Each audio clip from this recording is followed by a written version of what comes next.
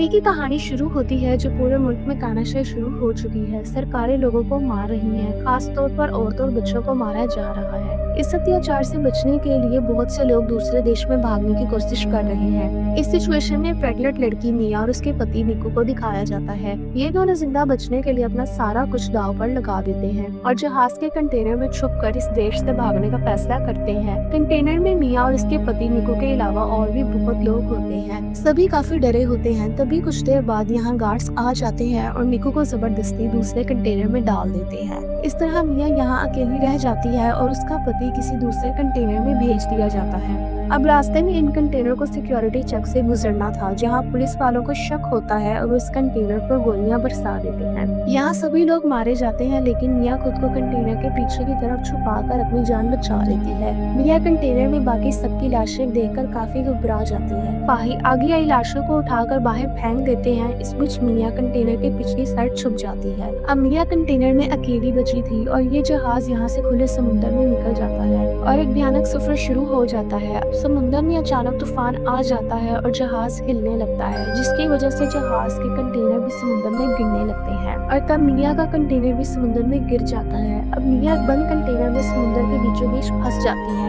ये देखकर मिया बहुत घबरा जाती है। मिया को एहसास हो जाता है कि वो पूरी तरह अकेली है। अब ना इसके पास खाना है, ना पानी और ना ही बाहर निकलने का कोई तरीका। लेकिन उसे किसी तरह अपने बच्चे के लिए जिंदा रहना ही होगा। वो कंटेनर के अंदर पड़ी चीजों से काम चलाने की कोशिश करती है। कंटेनर में छोटे छोटे सुराख होने की वजह से कंटेनर में पानी भरने लगता है, जिसे ये एक रबर ट्यूब से बंद करने की कोशिश करती है और एक पाइप की मदद से कंटेनर का पानी बाहर निकालना शुरू कर देती है। कुछ दिनों बाद मिया कंटेनर के अंदर ही एक बच्ची को जन्म देती है। अब मिया को अपनी बेटी के लिए किसी भी हाल में जिंदा रहना था और यहाँ से बाहर निकलना था। वो कंटेनर में पड़े सामान से खुद को जिंदा रखने की कोशिश करती है। कंटेनर में पड़ी एक ड्राई मशीन की मदद से वो कंटेनर के ऊपर वाले हिस्से को काट देती है और कई दिनों बाद कंटेनर से बाहर निकलने में कामयाब होती है। मिया समुद्र से मछलियाँ पकड़कर खाने का इंतजाम करने लगती है। मिया किसी भी हाल में अपनी बच्ची के लिए जिंदा रहना चाहती थी। 26 दिनों बाद वो एक लकड़ी बनाने में कामयाब हो जाती है, जिस पर वो खुद और अपनी बच्ची को बिठाकर यहाँ से निकलने का इंतजाम करती है। अब कंटेनर में पानी ज्यादा भर जाता है और वो धीरे धीरे समुद्र में डूब जाता है। अब मिया और इसकी नन्ही सी बेटी खुले समुद्र में एक लकड़ी पर तैरते नजर आते हैं। अब मिया को खुले समुद्र में 32 दिन गुजर चुके थे। मिया धीरे धीरे जिंदा रहने की सारी उम्मीदें खो देती है। फिर एक दिन अचानक एक मछुआरे की बोट मिया के पास से गुजरती है। तब मछुआरे की बेटी की नजर मिया पर पड़ती है और मछुआरे की बेटी मिया और उसकी बच्ची को यहाँ से रेस्क्यू कर लेते हैं और अपनी बोट पर ले आते हैं। इस तरह मिया और उसकी नन्ही बच्ची की जान बच जाती है और मूवी यहीं पर खत्म हो जाती है।